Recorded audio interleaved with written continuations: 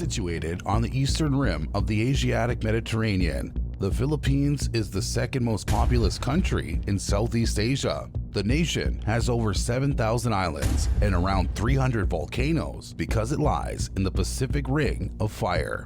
From mail-order brides to sleeping in cemeteries, the country has plenty of shocking facts you might not be aware of. You can get mail-order brides from the Philippines. Just a simple browse around the internet and you could find lots of websites selling male Filipino brides to foreigners. That's right, you can order Filipino brides online with prices from US $3,000 to $15,000. Over the last few years, thousands of locals have married people from abroad. The country even has fiancé visas that were issued to people who want to visit their brides. These mail-order brides can be as young as 18 years old, and they look for partners on specialized dating websites where foreign men can pay for them. Most mail-order brides feel that joining the sites is the only way they can get away from the troubles in their lives in the Philippines. Some of the reasons are to get away from poverty and violence and to see more of the world.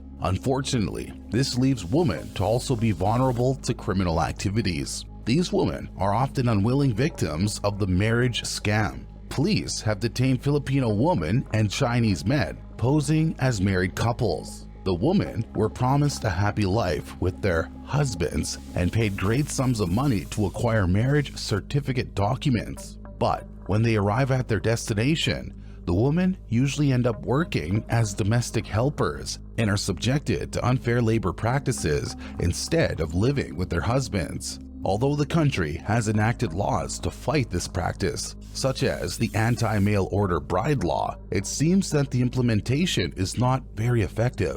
Young women with low incomes and no education are still vulnerable to this scam. Experts have also tried to reason with the buyer's side, hoping that addressing it by preventing demands can finally curb the issue more effectively. The Philippines has one of the busiest adult entertainment tourism centers. A red light district in Angeles City, Pampanga is called Walking Street, one of the most well-known adult entertainment centers in the country. It was once the home of a former US Navy base in Clarkfield with a proximity to Clark Air Base. With its magenta-lit bars and clubs, it's hard to miss Walking Street even if you just walk past.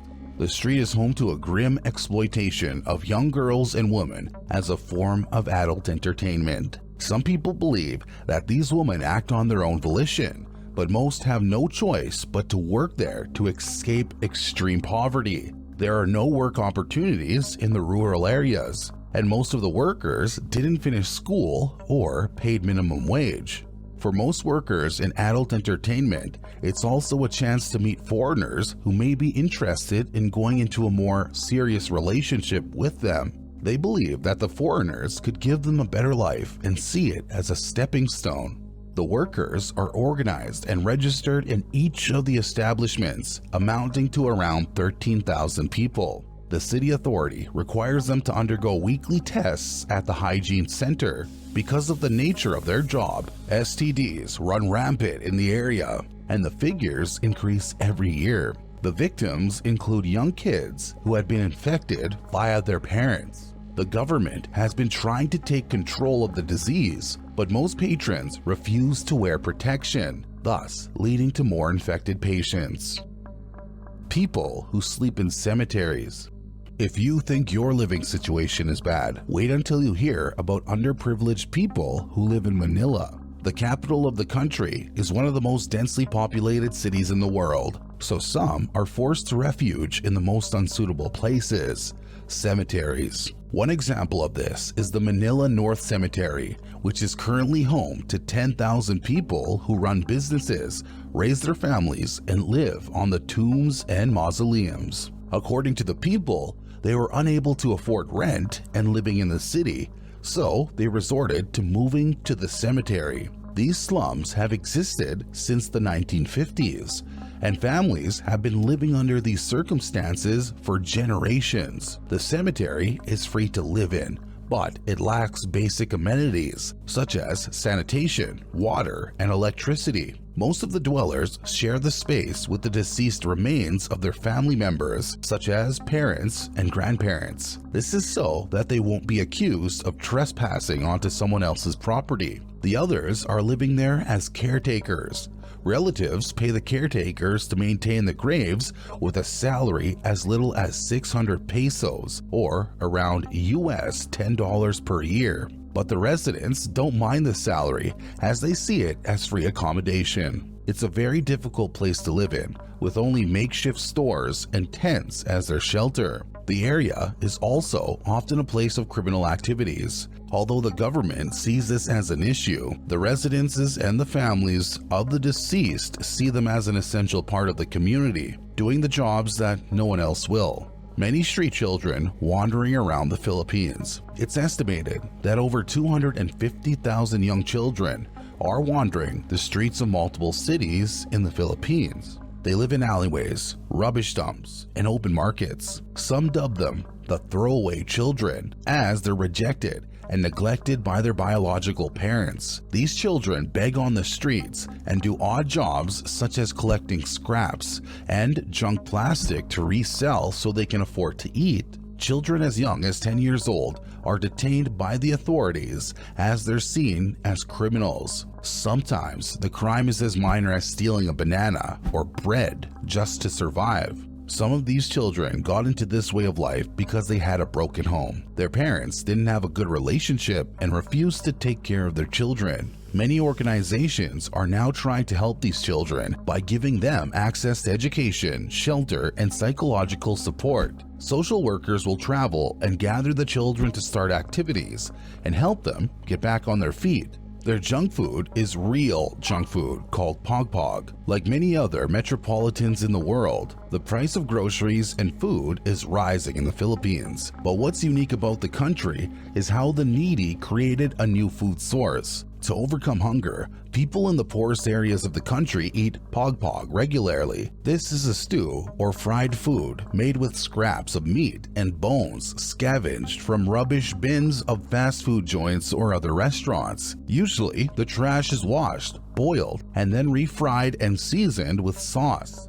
Pog, which means recycled in Tagalog, is often eaten with hot white rice. It's sold in shanty towns and slums where people sleep in crowded and fragile shacks. Aside from pog sellers, there are also pog collectors. The collectors visit restaurants and fast food chains every morning to ask them for the previous day's waste in large plastic bags. Collectors then separate intact pieces of chickens from the remains, as this is the most coveted part of the trash. With current conditions, it seems that pog is growing in popularity. A pog seller in Manila admitted that she has seen an increase in sales this few years, mostly due to the hike in food prices, and people are becoming even more reluctant to buy fresh food. The people eating pog claim that they don't get sick at all, as they have very strong stomachs. They have one of the world's largest slums, called Happy Land. Due to overpopulation and poverty, Manila is home to the poorest slum in the country, Happy Land. The name is not indicative of the feeling of happiness, but rather taken from a local Visaya dialect,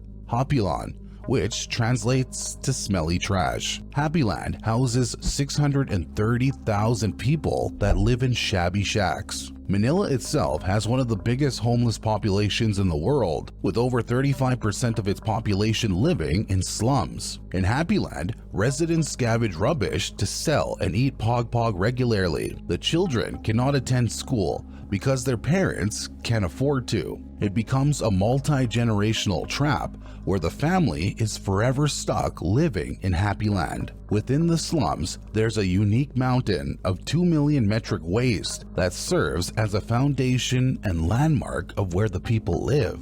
Young Filipino women prefer to date expats. If you're a mature foreigner looking for love, you might want to give the Philippines a visit. Some expats can even marry someone who's 40 years younger than they are in the Philippines. That's why you'll find so many foreign men who visit the country to find someone they could build a home with. Some portals even provide services such as singles tours in the Philippines to help connect older expats with single Filipinas who are looking for long-term relationships. The tour included personalized introductions, cultural experience, and matchmaking assistance by the organizers. Some of these women resorted to marrying older foreigners because they want to escape poverty. They believe that the older expats have bigger income, thus a better quality of life. Others are looking for partners so they could obtain a work visa. Most of these women are trying to find work experience in the United States, United Kingdom, Qatar, Australia, Canada, and Germany. That's why immigration officials often discourage this matchup to avoid love scams that could end in a terrible situation for the older expat.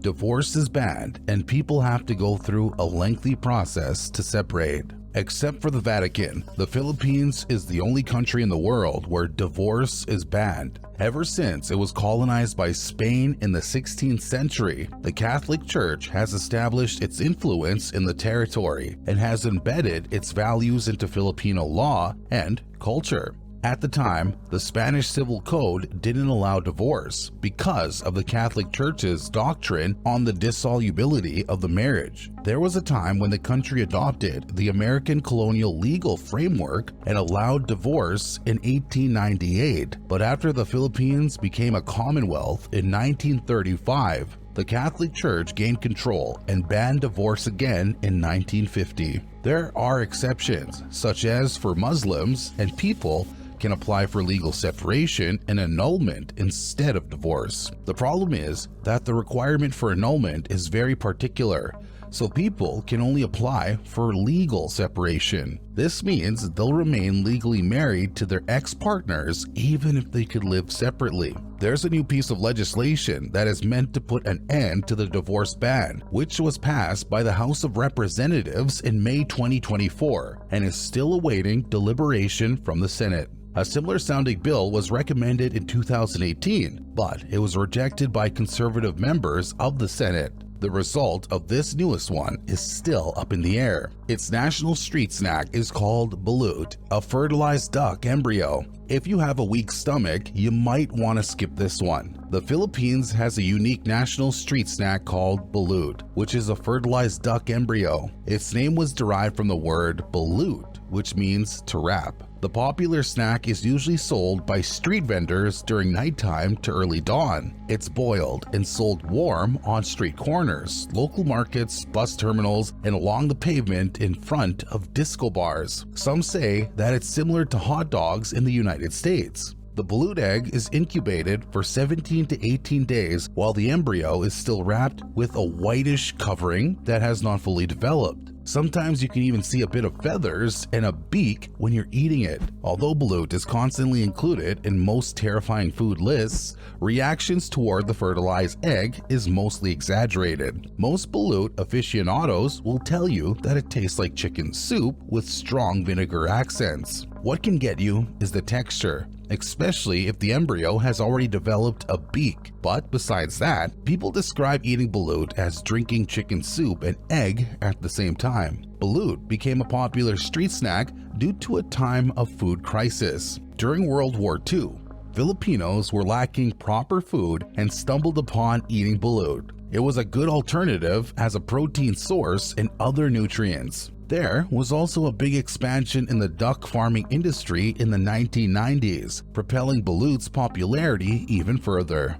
It's big on karaoke culture, and almost every household has a karaoke system. Think twice before visiting the Philippines if you're not a fan of karaoke or singing in general. Known as the Singing Nation, the love of karaoke is so widespread in the nation that cities have issued regulations on the time and day Filipinos can engage in singing. It's because the hours-long sessions can go until early in the morning and might disturb surrounding areas. It was believed that the Philippines' love for singing and karaoke was first reported in the 16th century. When European explorers arrived on their shores, they took note of the locals' musical abilities and how they played so harmoniously.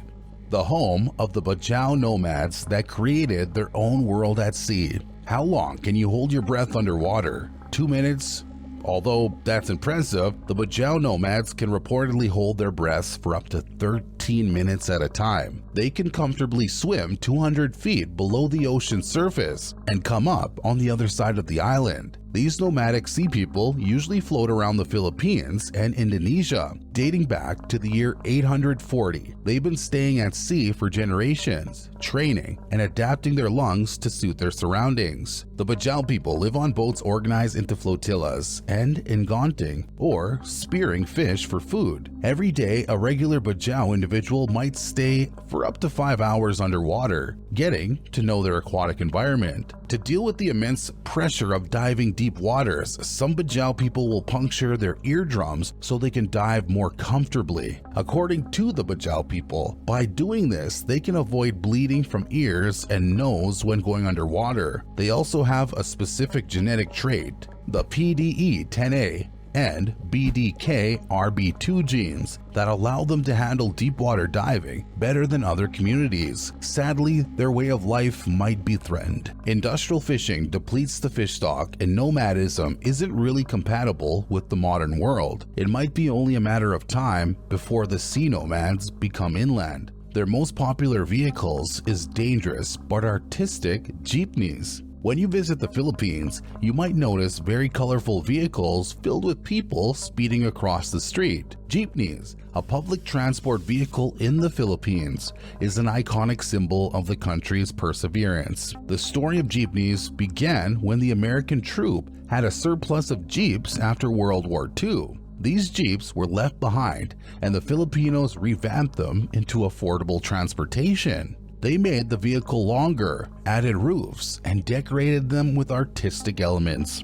Locals said that the name comes from the word jeep and the experience of passengers riding in the vehicle with their knees colliding. Although it's a cultural icon, jeepneys are facing a backlash due to safety, emissions, and traffic congestion concerns. Some passengers even ride on top of the jeepney, increasing risks of crashes and accidents. Although jeepneys are not the #1 cause of road crashes, jeepney crashes often end in 100% of the passengers being injured. In terms of ergonomic designs, jeepneys are also dangerous for the driver's health and safety. It might be time for the legendary transporters to finally go through a redesign. The eruption of its Mount Pinatubo that created 20 million tons of sulfur dioxide. Situated in the Ring of Fire, the Philippines is also known as the land of volcanoes and earthquakes. Even though the eruption of one of its volcanoes, Mount Pinatubo, is classified as the second largest volcanic eruption in the 20th century, the eruption was so large that nearly 20 million tons of sulfur dioxide were injected into the stratosphere. This affected the global temperature, and it dropped by 1 degree Fahrenheit or 0.5 degrees Celsius. One of the harshest prison environments. The Philippines is home to some of the harshest prisons in the world, with over 70% of its detention centers being overcrowded. Many of these facilities also fail to meet the minimum UN standards, including food amounts, nutrition, and unsanitary conditions. The inmates are also subjected to torture and ill treatments. There's also heightened risks of riots due to overcrowding. Some inmates are forced to sleep sitting or standing up since there's no room. Even worse, they often get stuck there for a longer time due to a broken judicial system. It has a cliffside cemetery. The Philippines has its own cliffside cemetery called the Hanging Coffins of Sagada. The locals have practiced this tradition for 2,000 years, where they place their deceased in compact wooden coffins on the cliffside. The reason being that the area is prone to flooding and full of wild animals. By placing them on top, the deceased will be safe in their final resting place. They also believe the cliff provides a closer passage for the dead to go into heaven. The Philippines is a country filled with contrast, where beauty and warmth coexist with harsh environments. While these shocking facts may paint a darker picture, the country's strength lies in its ability to strive under tough circumstances and pushing for a better future for its citizens.